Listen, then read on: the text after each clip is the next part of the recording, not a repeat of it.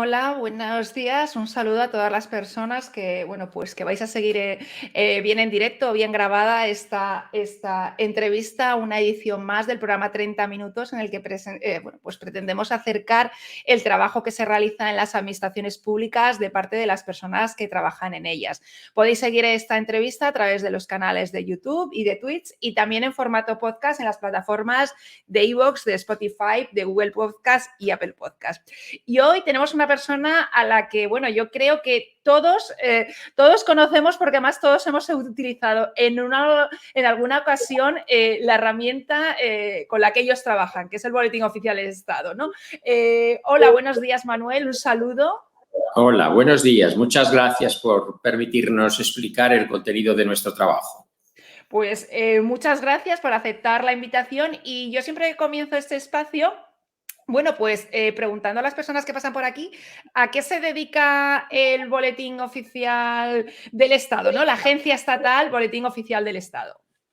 Pues la agencia estatal se dedica a dos cosas. Una que yo calificaría de mágica, que consiste en hacer que las normas y los actos administrativos tengan eficacia jurídica, que las normas entren en vigor y que los actos administrativos produzcan los efectos que el emisor pretende.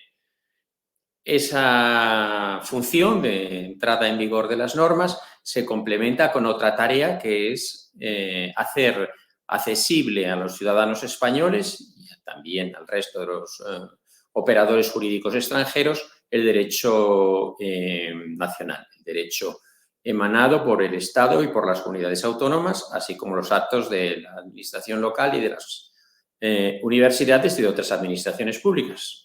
Pasa, por ejemplo, en el ámbito de las notificaciones edictales, es decir, los actos que se producen y que necesitan ser conocidos por los ciudadanos a través de un edicto que publicamos sobre todo el sector público español, no solamente sobre la administración estatal, sino sobre todo el sector público. Hablamos de legislación, jurisprudencia, derecho de la Unión. ¿Es posiblemente el BOE el mayor repositorio jurídico que tenemos en Sí, España?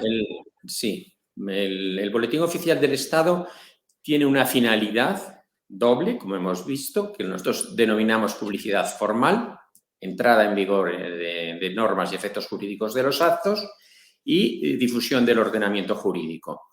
Nosotros nos dedicamos, digamos, nuestro negocio son las normas jurídicas, no es la jurisprudencia, no es la sentencia de un tribunal que, digamos, es recopilada y es ofrecida a los ciudadanos y a los operadores. Ese no es nuestro trabajo. Sin embargo, como el derecho no es solamente una norma jurídica, sino que el derecho tiene unos componentes que vamos a llamar aplicativos de esas normas y esa subsunción, esa aplicación normativa genera también interés como fuente del derecho, nosotros en la legislación recogemos la jurisprudencia para que el operador jurídico, para que el ciudadano sepa cómo se aplica la norma, pero derivada o subordinada a la norma jurídica.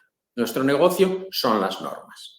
Un negocio que dura mucho tiempo, ¿no? Porque se retrotrae hasta la Gaceta de 1661, ¿no? Y ha sufrido una evolución, ¿no? En todo este tiempo, quizá del punto de inflexión está en los años 2007, que es cuando se crea la agencia, ¿no? Estatal. 2019 se elimina, ¿no? La edición en papel, ¿no? Yo creo que esos son cambios muy trascendentales bueno, pues en el boletín oficial, ¿no? El boletín oficial, si se analiza desde el punto de vista de su imagen, de su iconografía, vemos que cuando cambia la cabecera de la Gaceta es cuando cambia el régimen político o el régimen constitucional, llega la Primera República, la Segunda República, la Restauración Borbónica, en fin, vemos cómo la cabecera de nuestro periódico es expresión de la realidad política y jurídica de nuestro país. Efectivamente, nuestra organización es una organización que podríamos llamar en términos técnicos madura, es una organización senior, porque hay pocas organizaciones que tengan más de 360 años de historia. como es el Boletín Oficial del Estado, que su denominación como Boletín Oficial del Estado corresponde a la Guerra Civil, pero la tradición, si enlazamos con la Gaceta de Madrid, pues efectivamente nos ponemos en el periodo de Carlos II en pleno siglo XVII. Toda esa historia, creo que además tenéis un fondo documental de más de 1,5 millones de documentos, ¿no? Que puede ser un excelente espacio para investigadores para poder, ¿no? Porque ahí está recogida un poco, bueno, pues un poco, ¿no? Recogida toda la historia de nuestro país, ¿no? Efectivamente, no solamente la historia del país, sino la historia de Europa, en cuanto que la Gaceta Histórica recogía las noticias más relevantes, no solo de nuestro país, sino también del entorno europeo. Es fácil encontrar noticias de Francia, de los distintos reinos de Italia o de, por ejemplo, Rusia, otras noticias. Hay una novedad que hemos realizado, que hemos presentado, bueno, presentado no, porque nosotros hacemos y luego permitimos o dejamos que los demás opinen sobre lo que hacemos antes que convertirnos en protagonistas de una noticia que en modo alguno pretendemos. Hemos realizado una hemeroteca, es decir, hemos organizado las noticias históricas por los días del año, utilizando un calendario para que el ciudadano, el operador, el interesado en la historia, pueda acceder a lo que ocurría en ese determinado momento en nuestro entorno nacional o entorno europeo.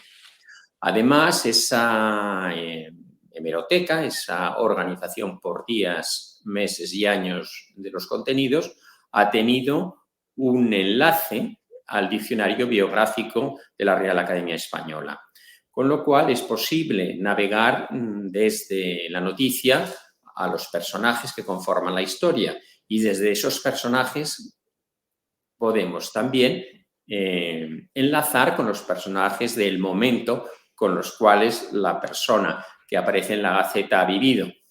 Por lo tanto, es muy sencillo encontrar una parte de la historia de España rompiendo distintas jerarquías, rompiendo la jerarquía del tiempo, rompiendo la jerarquía de las personas y entrando en una concepción o en una realidad de conocimiento realmente extensa.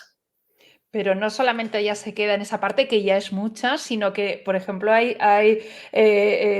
me ha llamado mucho la atención comprobar que, bueno, pues tenéis la Real Farmacopea Española, ¿no? Que es donde está todo el compendio legal de medicamentos, ¿no? E incluso que es cosas que desconocemos, ¿no? La mayoría de las personas que, bueno, pues de los ciudadanos.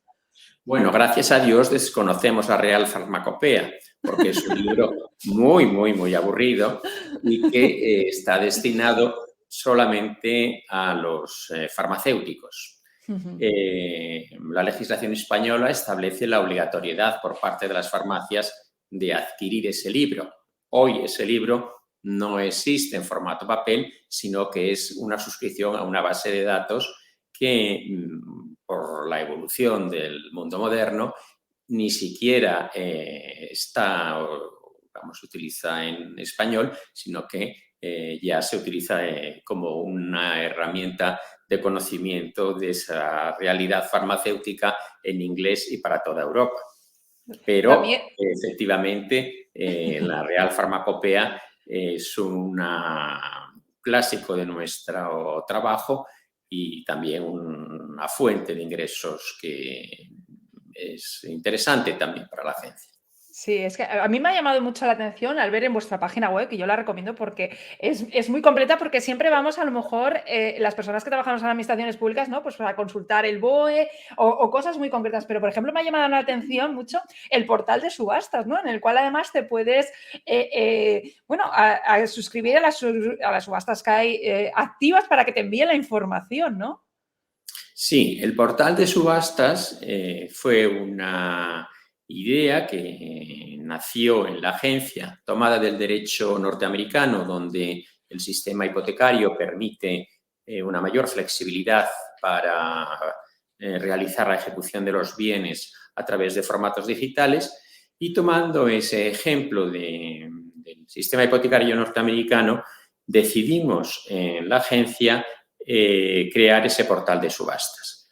El éxito es muy grande, dado que el sistema no digital, el sistema, digamos, decimonónico que se utilizaba en España en el ámbito de la ejecución hipotecaria, llevaba a que la mayor parte de las subastas que se celebraban en la ejecución de un crédito no pagado no se llegaran a ejecutar. Es decir, se generaba un gran perjuicio para el acreedor y un gran perjuicio para el deudor. El acreedor no veía satisfecha la deuda y el deudor se vería muy perjudicado porque el bien que garantizaba el crédito hipotecario no era suficiente para cubrir el crédito contraído.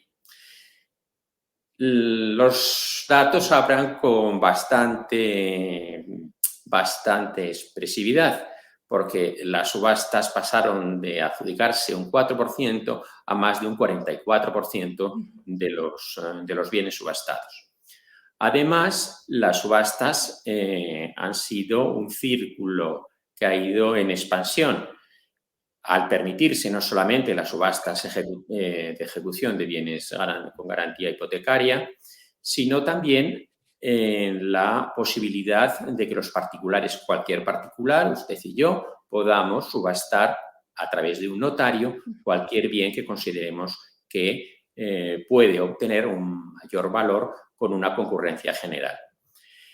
Además, esas subastas se han extendido también a la agencia tributaria, se han extendido también al parque móvil del Estado y en este momento hemos posibilitado la posibilidad que las comunidades autónomas también se adhieran al portal de subastas y, por lo tanto, con la garantía y la seguridad e independencia que da el sistema de la agencia, puede subastarse cualquier bien, tanto del sector público como de cualquier particular. Quizás el ámbito privado no está suficientemente divulgado, no es suficientemente conocido, pero en este momento ya hay muchos ciudadanos que están subastando acciones no cotizadas, joyas que reciben de una herencia o incluso muebles o inmuebles, coches, por ejemplo, que por su singularidad, en un mercado completamente abierto y completamente anónimo y donde la garantía es máxima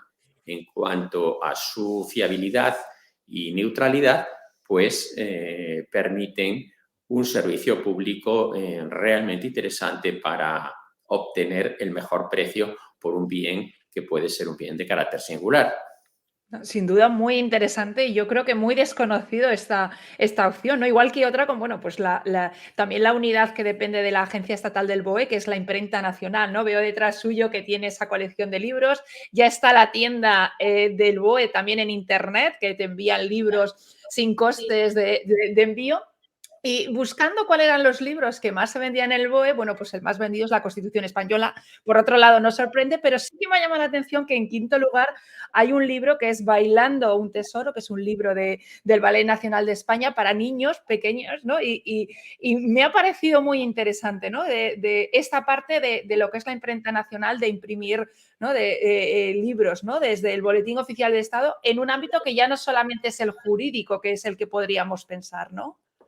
La imprenta nacional ha ido evolucionando históricamente. La imprenta era, en la etapa de Carlos III, una concesión administrativa que generaba muchísimos ingresos, no a la administración, sino al beneficiario de esa concesión administrativa, que era la imprenta nacional o la imprenta real. Ha tenido históricamente esas dos denominaciones. Y en la época de Carlos III, el gobierno, la corona, al ver esos ingresos tan altos que tenía la imprenta nacional, pues decidió evitar una gestión indirecta y asumir el control de la imprenta nacional. A partir de ese momento dejó de ser una concesión administrativa y formó parte de lo que era la actividad ordinaria del Estado, es decir, una actividad de gestión directa. La imprenta pasa por varios momentos. Intenta ser, hace años, la imprenta referente del Estado o referente del sector público, pero nuestros costes, nuestro sistema de funcionamiento no era el óptimo para la eficiencia del sistema, y el marco legal impedía que nosotros continuáramos realizando esa actividad en concurrencia con el sector privado y, por lo tanto, haciendo una competencia en cierta medida desleal. De ahí que nuestra imprenta nacional haya evolucionado. Ya no editamos esos libros de ballet, ni editamos los folletos de mano ni del Auditorio Nacional ni del Teatro Real. Lo que hacemos es exclusivamente la edición de los libros jurídicos utilizando un formato en papel, que es de impresión digital bajo demanda. Ya no hacemos esas grandes tiradas del manual de la declaración de la renta o de impresos tributarios o fiscales, sino que la imprenta nacional en este momento está, digamos, limitada a la impresión en papel de obras que están llamadas a su difusión en un formato digital.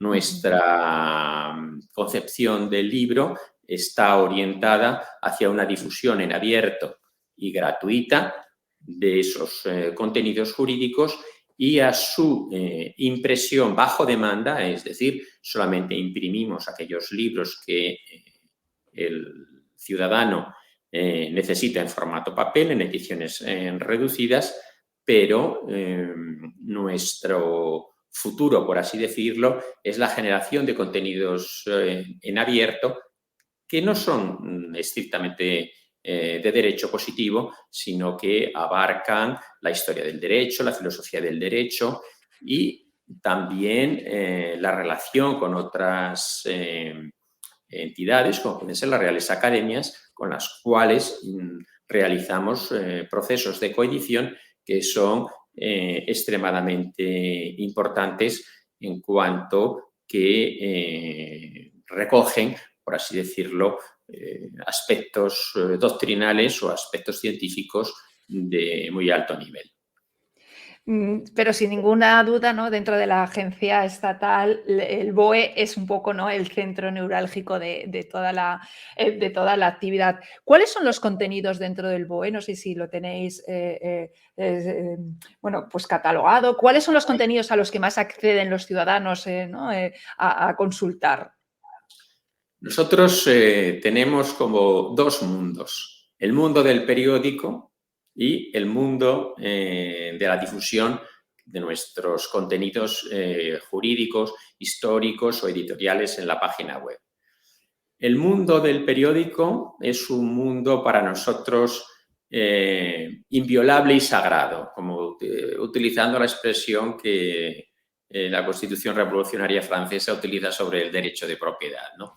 Para nosotros lo más importante es el Boletín Oficial del Estado. El Boletín Oficial del Estado, que se organiza en una serie de secciones en función de la importancia de los contenidos, presenta para nosotros una importancia esencial, dado que, a pesar de que está dividido en 5 secciones, cualquier inserción en el periódico, en cualquier sección, produce el mismo efecto jurídico. Por lo tanto, la clasificación en secciones del periódico obedece más a una razón de visibilidad que a una razón jurídica, porque una norma, si cometiéramos el error de publicarla en autoridades y personal, entraría en vigor como norma igualmente. Por lo tanto, la distribución dentro del periódico de sus contenidos es, en cierta medida, una convención o una regulación de orden, vamos a llamarlo, conceptual o de accesibilidad. Y, en último extremo, si se me permite una palabra un poco ligera, sería hasta indiferente. Pero el periódico para nosotros es lo más importante. El periódico reviste unas peculiaridades y es que todo el periódico, todo el Boletín Oficial del Estado está pensado para proteger al ciudadano del BOE. Nosotros, una vez que publicamos algo en el periódico, no podemos modificarlo bajo ningún concepto. Esa firma electrónica que cada disposición, que cada PDF que constituye el periódico, digamos, aparece sobre la impresión, sobre la edición digital, nos impide cualquier modificación posterior. Reviste un carácter de fijeza absoluta y reviste también la expresión de irrepudiable. No hay ninguna autoridad en España ni fuera de España que pueda alterar el contenido de lo publicado. A veces, como cuando existe un error del emisor o una errata por nuestra parte, sabemos que el error es fatal, el error es irremediable y que solamente se puede reparar ese error a través de una nueva publicación. En latín se definiría como un factum, un hecho que es algo que causa estado y que es imposible modificar.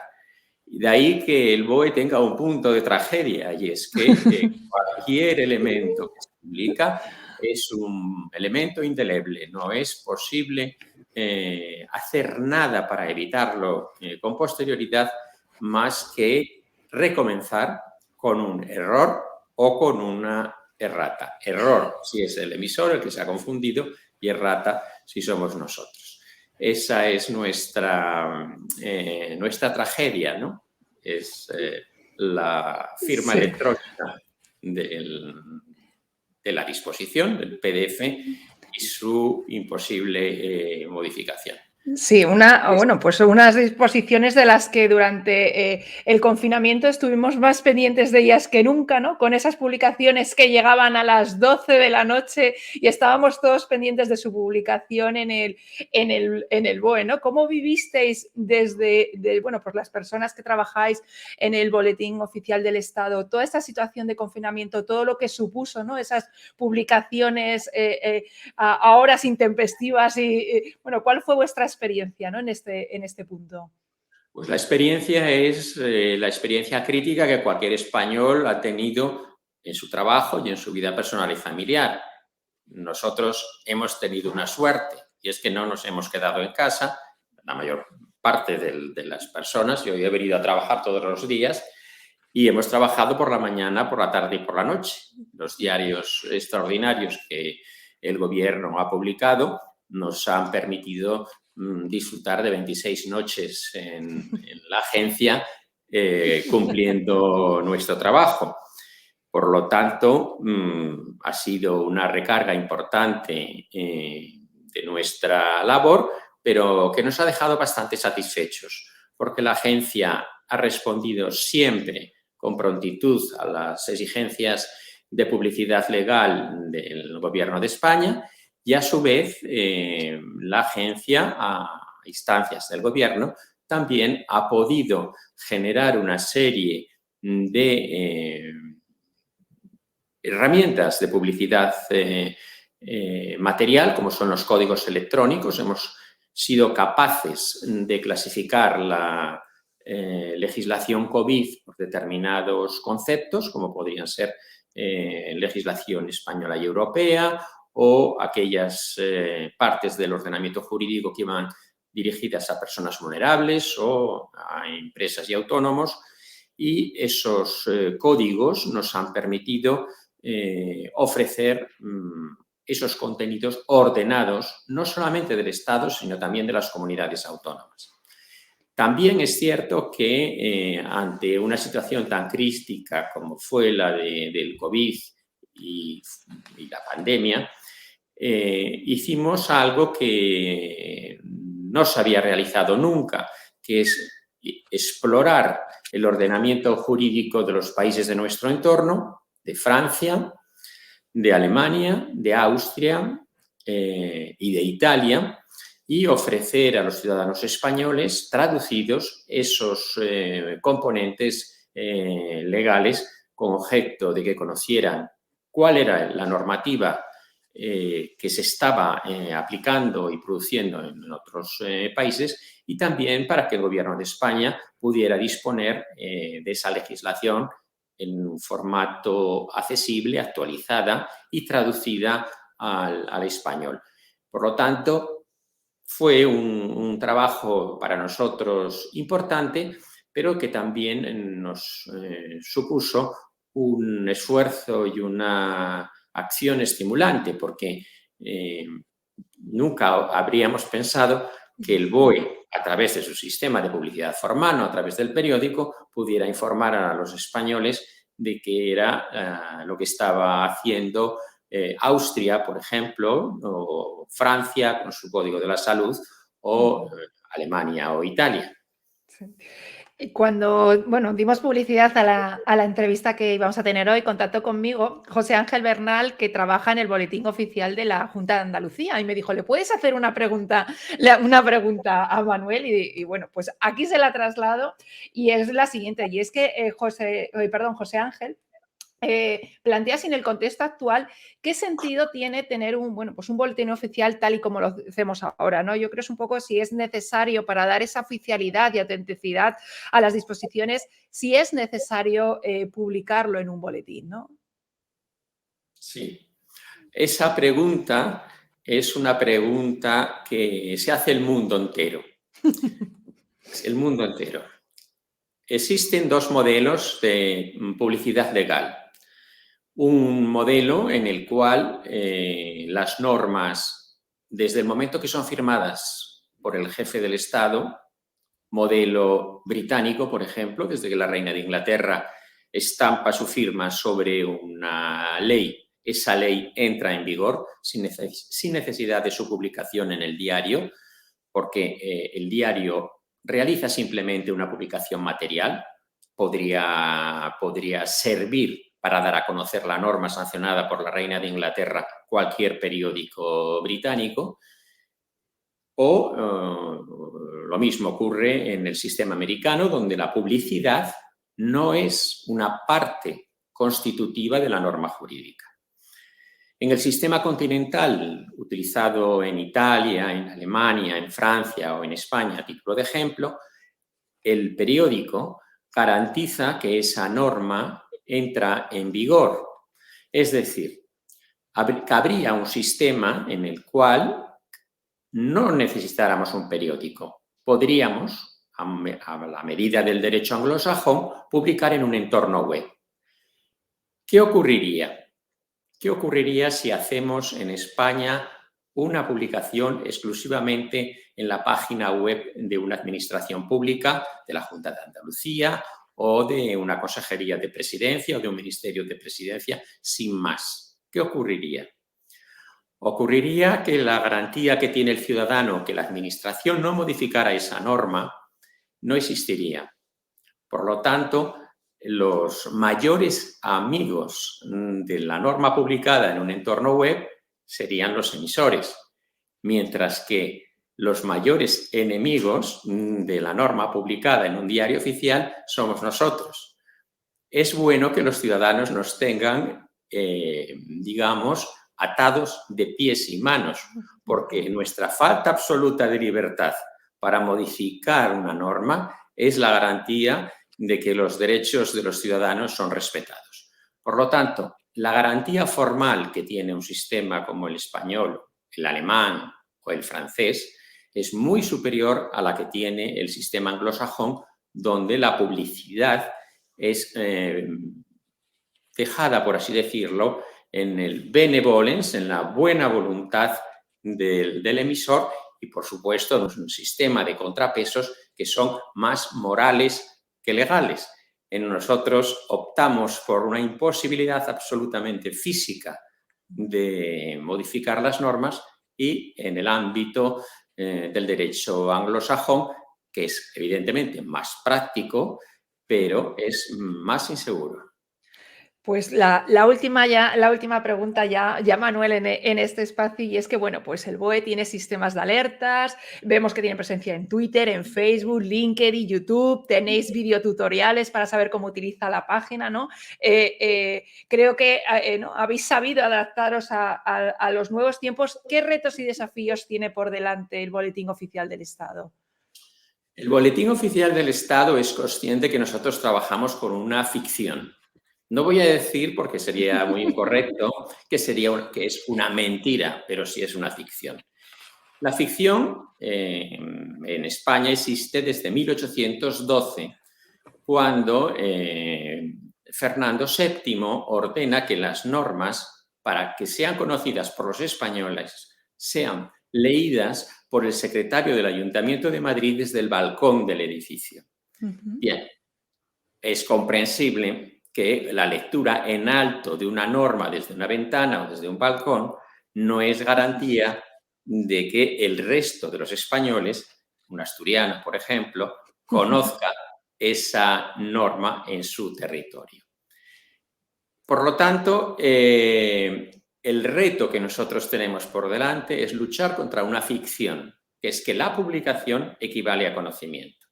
De ahí que hayamos desplegado en los últimos 20 años un gran esfuerzo para que el periódico no sea el último destino de la ley aprobada por el Parlamento, sino que nosotros hagamos un esfuerzo de publicidad material a través de la digitalización o la utilización intensiva del paradigma digital para que esas normas sean ofrecidas, actualizadas, consolidadas, con un sistema de alerta y de manera gratuita a la totalidad de los ciudadanos españoles. Esa es nuestra tarea principal, conservar la seguridad de lo mágico y facilitar el conocimiento de lo complejo. Sin duda, un buen reto el que tenéis también por delante y mucho trabajo. Pues muchísimas gracias, Manuel, por haber estado en este espacio de 30 minutos, habernos acercado a lo que es el Boletín Oficial del Estado, más allá de lo que, bueno, pues habitualmente utilizamos y bueno, pues agradecerte tu tiempo en este espacio. No sé si alguna cosa que quieras decir para finalizar, que se nos haya quedado. Bueno, se nos han quedado muchas, porque yo estaría mucho tiempo preguntándote cosas porque tienes muchas cosas interesantes que contar. Hay una ficción que es que la publicación equivale al conocimiento y hay otra ficción que es que nuestro trabajo es el más aburrido de la administración pública española. Ahora, eso sí, nos tenéis a todos pendientes de vosotros, ¿eh? Pues muchísimas gracias, Manuel, Gracias a vosotros. por estar en este espacio y gracias a las personas, bueno, pues que habéis seguido esta entrevista y os emplazo a una nueva, bueno, pues a un nuevo programa de 30 minutos en las administraciones públicas. Un saludo. Muchas gracias.